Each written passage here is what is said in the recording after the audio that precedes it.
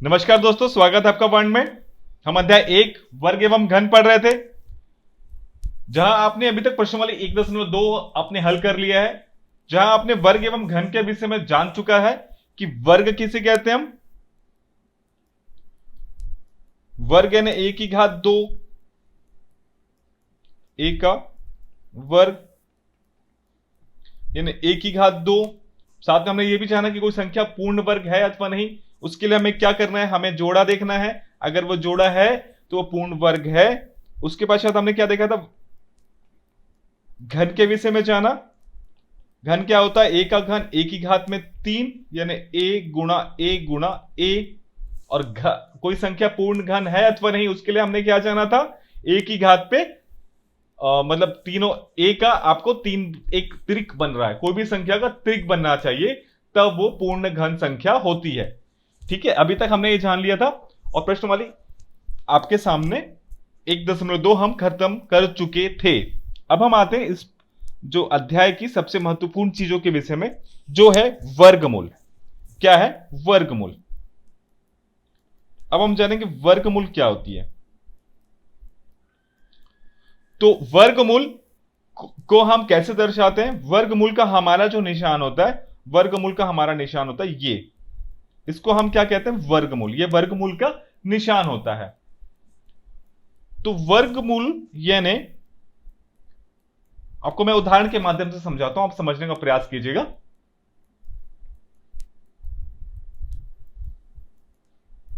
a की घात 2 का वर्गमूल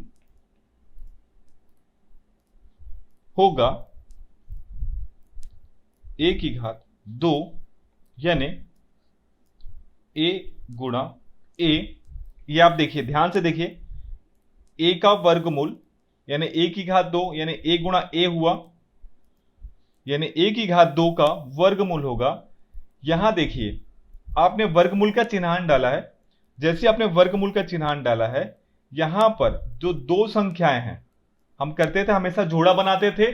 आपको याद होगा, वर्ग में हम क्या करते थे, हमेशा सदैव जोड़ा बनाते थे। तो अब ये जो जोड़े वाले संख्या है, जो जोड़े वाली संख्या है, ध्यान दीजिएगा, बिल्कुल ध्यान दीजिएगा, ये जो जोड़ा बना हुआ संख्या है, अब ये दो संख्या जैसी ये चिन्ह लगी है वर्गमूल वाली, जैसी वर्गमूल वाली चिन्ह लगी है, तो ये जो दो है, ये एक ही केवल बाहर निकलकर आ जाता है। केवल एक संख्या निकलकर बाहर आ जाता है। यानी a का वर्ग जो हमने यहां किया था, a का वर्ग होता है a की घात 2, और a की घात 2 का वर्गमूल होता है a। ठीक है, यहां पर हो गया बस उल्टा। a का वर्ग हुआ a की घात 2 और a की घात 2 का वर्गमूल हुआ a। वर्गमूल का यह चिन्ह आपको सदैव याद रखना है। आपको वर्गमूल डालना है, अभाज्य गुणनखंड निकालना है।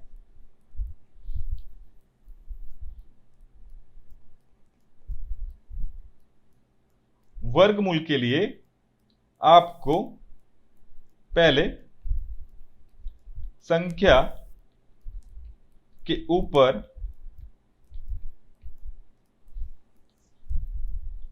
ये चिन्ह डालना है।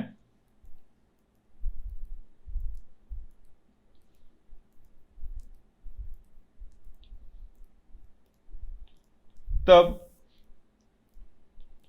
संख्या का अभाज्य गुणनखंड निकालना है।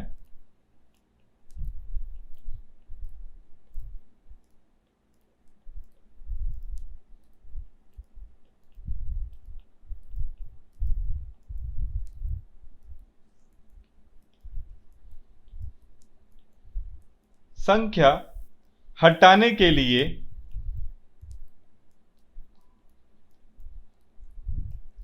ये संख्या हटाने के लिए आपको संख्या के जोड़ों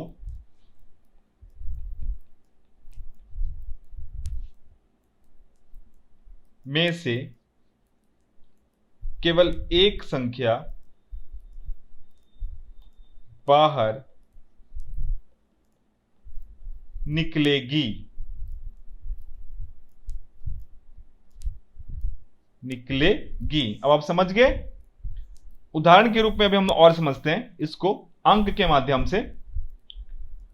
25 का वर्ग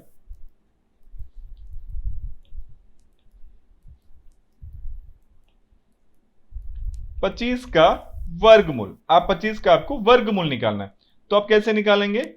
आप यहां लिखेंगे ये 25 के वर्गमूल का मतलब होता है ये।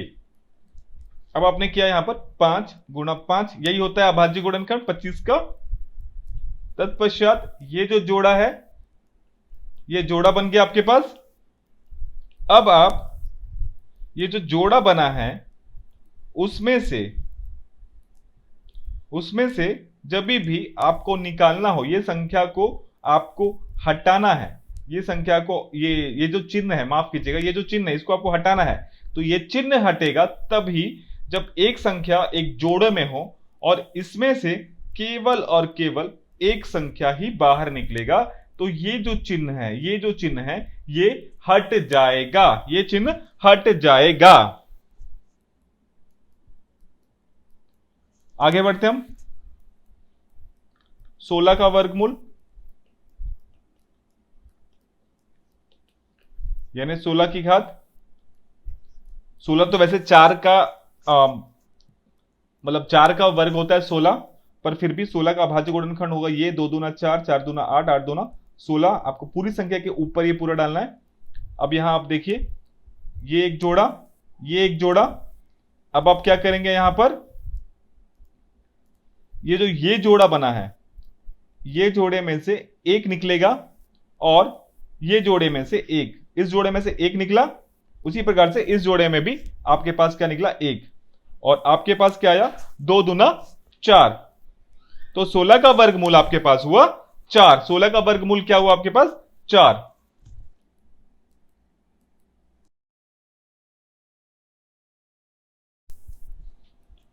तो हमने देखा 16 का वर्गमूल कैसे निकला। आगे बढ़ते हम। अब हम अभ्यास 3 करते हैं, ठीक है।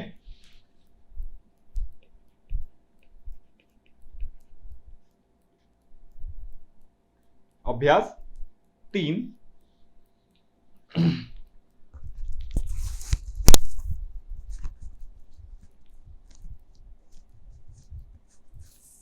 अभ्यास 3 का पहला प्रश्न है 25। अभ्यास 3 में लिखा हुआ है, माफ कीजिएगा,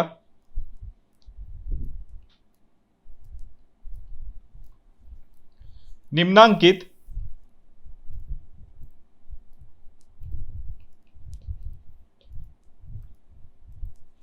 के वर्गमूल, यहां पे मौखिक लिखा हुआ है, अब मैं यहां पर लिख दे रहा हूं बताइए, ठीक है। अब ये मौखिक कैसे होगा वो भी आपको मैं समझाने का प्रयास करता हूं कि मौखिक कैसे हुआ। ये पहला है 25, तो हम 25 का वर्गमूल हम कैसे निकालेंगे, आपको ये पहले चिन्ह डालना है 25।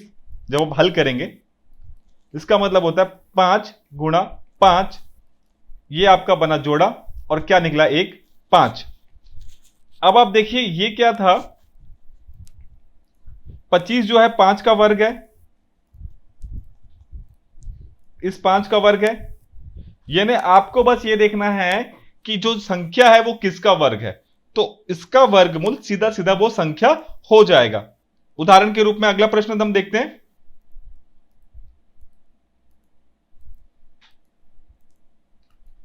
अगला प्रश्न है 49।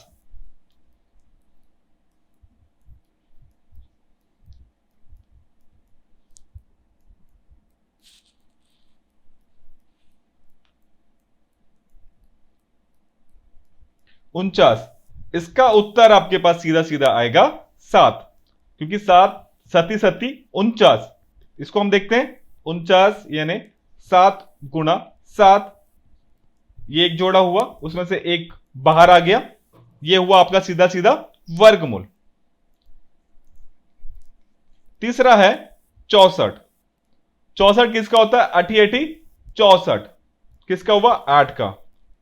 चौथा है 81। 81 होता है 9, 9 निया 81। अब आप निकाल सकते हैं इसको।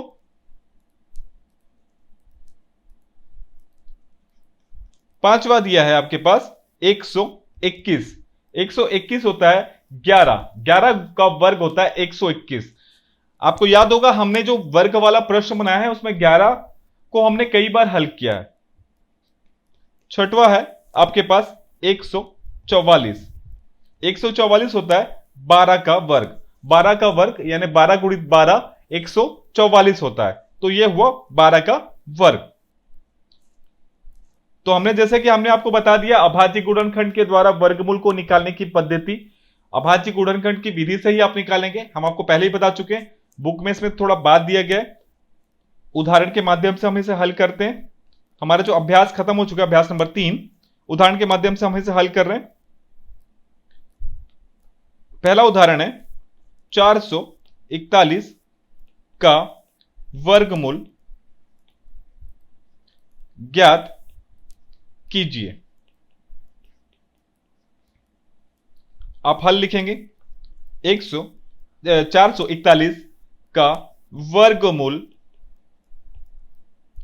बराबर ये हुआ 441 बराबर, अब आप क्या करेंगे अभाज्य गुणनखंड, क्या हम निकालेंगे अभाज्य गुणनखंड। अभाज्य गुणनखंड हम कैसे निकालते हैं 441, 4 4 8 और 1 9, ये जाएगा 3 से भाग, 3 एकम 3, हसीलाई 1, 3 सत्ते 7 21 और आपका 7 से नहीं जाएगा, एक बचा है 3 चौक 12, 2 3 सत्ते 21,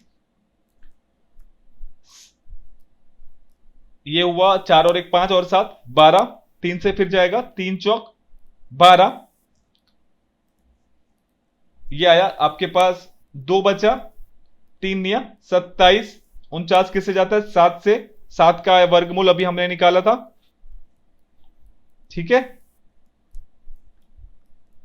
7 7 7 एकम 7। अब आपके पास संख्या क्या क्या आई देखिए, आपके पास संख्या आई 3 गुणा 3 गुणा 7 गुणा 7, ये 3 का वर्ग आया आपके पास और ये आपके पास 7 का वर्ग आ गया, ठीक है। तो अब इसमें से हमको क्या क्या निकालना था, आपको याद होगा हमने आपको क्या बताया था कि यहां पर इसमें से 1 3 ये बाहर निकलेगा और 1 7 आपका यहां बाहर निकलेगा, तभी ये जो चिन्ह है, ये जो चिन्ह है, ये चिन्ह तभी हटेगा।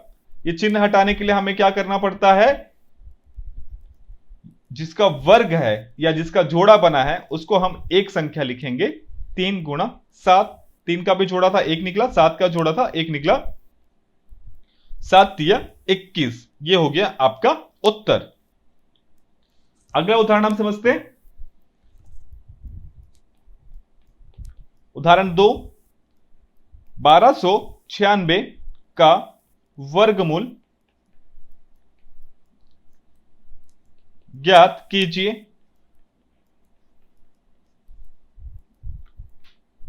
बस हल आपको वैसे ही निकालना है, आप लिखेंगे 1296 का वर्गमूल बराबर 1296। अब आप इसका क्या करेंगे अभाज्य गुणनखंड। अभाज्य गुणनखंड हम कैसे करते हैं, अभाज्य गुणनखंड रफ हमने यहां किया 1296। देखिए जिसके भी अंत में 2 4 6 8 10 हो, यानी सम संख्या जिसके भी संख्या अंत में 2 4 6 8 या 0 हो, वह 2 से भाग जाता है। किससे भाग जाता है 2 से, 2 छक्के 12, 2 चौक 8, 1 2 अट्ठे 16, फिर 2 से जाएगा 3 2 4, फिर 2 से जाएगा 1 6 2, फिर 2 से जाएगा 8 1 81, 8 और 1 9, 3 से जाएगा 3 27, फिर 3 9, फिर 3 3 3 1। संख्या क्या क्या बनी आपके पास, आपके पास बनी 2 गुणा 2 गुणा 2 गुणा 2 गुणा 3 गुणा 3 गुणा 3 गुणा 3। अब यहां पर एक जोड़ा, एक जोड़ा, एक जोड़ा, एक जोड़ा। अब आपको यह चिन्ह अगर हटाना है, जो आपको हटाना ही है, इन जोड़ों में से केवल एक एक संख्या बाहर निकलती चले जाएगी, एक एक संख्या बाहर निकलती चले जाएगी। तो एक एक संख्या बाहर निकली तो क्या संख्या निकली? 2 गुणा 2 गुणा 3 गुणा 3। अब आप इसका आपस में गुणा कर दीजिए, 2 दूना 4 गुणा 9, 9 चौक 36। यह हो गया आपका उत्तर, 9 चौक 36। आगे बढ़ते हम, एक और अभ्यास आ गया आपके पास, अभ्यास नंबर 4।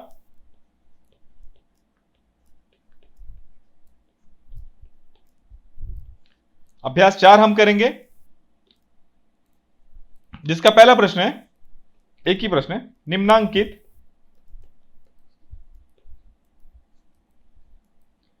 के अभाज्य गुणनखंड करके, देखिए वहां पर यह अभाज्य गुणनखंड लिखा हो अथवा ना लिखा हो, आपको अभाज्य गुणनखंड के माध्यम से ही वर्गमूल को निकालना है, करके वर्गमूल ज्ञात कीजिए। इसका पहला है 2, 8, 9। जब आप हल करेंगे तो आप यहां पर 2, 8, 9 डालेंगे और इसका अब आप क्या निकालेंगे? अभाज्य गुणनखंड। अभाज्य गुणनखंड हम कैसे निकालते हैं?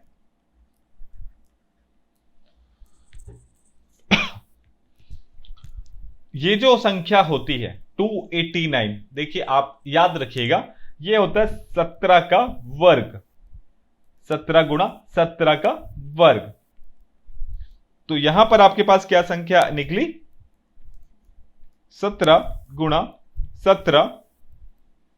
अब आप उसमें से एक 17 को बाहर आप निकाल देंगे। जब आपको संख्या हटानी हो तो एक 17 आपने बाहर निकाल दिया, उत्तर क्या आया आपके पास? 17। ठीक है, दूसरा सवाल हम देखते हैं। दूसरा है 625। तो यह हुआ 625 का वर्ग। हम डायरेक्ट हल करते चल रहे हैं।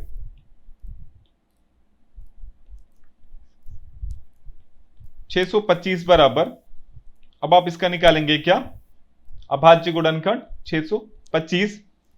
5 से जाएगा, 5 एकम 5, 5 दूना 10, 5 25, 5 से 25 गुणा 5 होता है 125, 25 पंच 125 होता है 5, 5, 5 और 1। तो यहां आपके पास क्या क्या संख्या आई? 5 गुणा 5 गुणा 5 गुणा 5। अब यहां देखिए आप, एक जोड़ा, एक जोड़ा, इसमें से एक निकलेगा, इसमें से एक निकलेगा। ये जो मैं तीर का चिन्हांक बना रहा हूं, ये आपको बनाना नहीं है, केवल आपको समझाने के लिए मैंने बनाया हुआ है। ठीक है, इन 5 में से ये एक 5 निकला, गुणा इस 5 में से एक 5 निकला, यानी 5 25। ये हो गया आपका उत्तर। तीसरा सवाल हम देखते हैं। तीसरा सवाल है आपके पास 900। इसका मतलब क्या हुआ? वर्गमूल में 900 है। अब आप इसका हम क्या निकालेंगे? अभाज्य गुणनखंड। क्या निकालेंगे हम? अभाज्य गुणनखंड। अभाज्य गुणनखंड निकालने के लिए हमें क्या करना होता है? देखिए, जिसकी भी संख्या के अंत में 2, 4, 6, 8 शून्य हो, वह 2 से जाएगा, और 0 और 5 हो तो 5 से भी जा सकता है। तो आप चाहे तो पहले से 5 से भी दे सकते हैं या 2 से भी दे सकते हैं, किंतु आपको देना उन्हीं संख्याओं से है जो अभाज्य संख्याएं हो। जो क्या हो? अभाज्य संख्याएं। तो 2 आपका अभाज्य संख्याएं हैं, 4, 5, 0। फिर आपने 2 से दिया, 2, 2, 5। अब 2 से नहीं जाएगा, 5 है आखिरी में, तो 5 से जाएगा। 5 से आपने दिया तो यहां पर आया आपके पास 5 चौक 20, 2 पचम 25। फिर आपने 5 से दिया, 5 नियम 45। फिर 3 से दिया, 3 एकम 3 एकम 3 3। अब आप क्या हो गया आपके पास संख्या क्या आई, 2 गुणा 2 गुणा 5 गुणा 5 गुणा 3 गुणा 3। यहां पर आपके पास ये 1 2 निकला, ये 1 5 निकला, ये 1 3 निकला। अब आप जोड़ा बन चुका है, आपको निकालना है केवल एक संख्या। अगर ये चिन्ह को हटाना है तो जो जोड़ा बना है उसमें से केवल आप एक संख्या ही निकाल सकते हैं। ये निकला 2 गुणा 5 गुणा 3, 2 पंचे 10 दिया 30। 30 का वर्ग 900 और 900 का वर्गमूल कितना हुआ, 30। अगला सवाल देखते हैं हम। चौथा है आपके पास 361। 361 जो संख्या है, ये आपने चिन्ह डाला, 361 है 19 का वर्ग। किसका है, 19 का वर्ग। 19 एक अभाज्य संख्या है। 19 किसी और के पहाड़े में नहीं आता है, इसलिए वो अभाज्य संख्या है। 19 केवल और केवल एक के पहाड़े में या अपने स्वयं के पहाड़े में ही आता है। 19 का किसी और संख्या से भाग नहीं दिया जा सकता, इसलिए 19 को हम अभाज्य संख्या कहते हैं। तो 19 गुणा 19 हम करने पर 361 आता है। आप चाहे तो इसे करके देख सकते हैं। ठीक है, तो यहां पर आ गया 19 का वर्ग, यानी एक जोड़ा निकला, इसमें से एक 19 बाहर आया, यानी उत्तर आपका क्या हो गया, 19, और यह हो गया आपका उत्तर। आते हैं प्रश्न नंबर 5 की ओर। प्रश्न नंबर 5 है 1764। हम हल करेंगे, बस हूबहू 1700 आपने 64 डाला।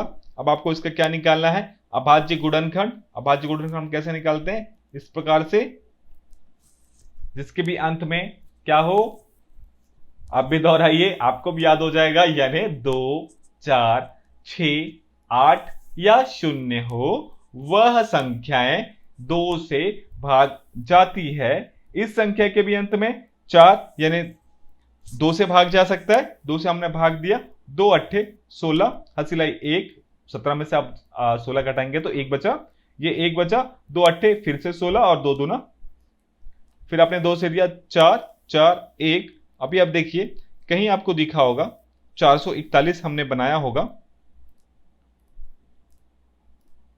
441 हमने अभी नहीं बनाया क्या, ये बनाया है 441। अब आप 441 जो हमने लिखा है हूबहू बिल्कुल ऐसे उतार सकते हैं। इसको कैसे उतार सकते हैं आप,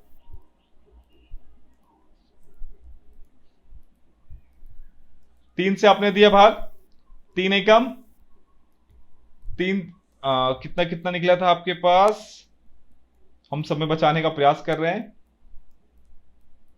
अब ये उसमें इतना ही लिख दीजिए आप, ठीक है। ये आपके पास निकला हुआ है 441 का, तो आपके पास क्या संख्या बनी, 1764 में पहले आप ये डालेंगे 2 गुणा 2 गुणा, यहां कितना कितना दिया हुआ है, 3 गुणा 3 गुणा 7 गुणा 7, 3 गुणा 3 गुणा 7 गुणा 7, ये निकला बाहर, ये बाहर निकल सकता है और ये भी बाहर निकल सकता है। इनमें से एक एक संख्या बाहर आएगी। ये हुआ 2 गुणा 3 गुणा 7, 2 तिया 6 और 6 सत्ते 42, और ये आ गया आपका उत्तर।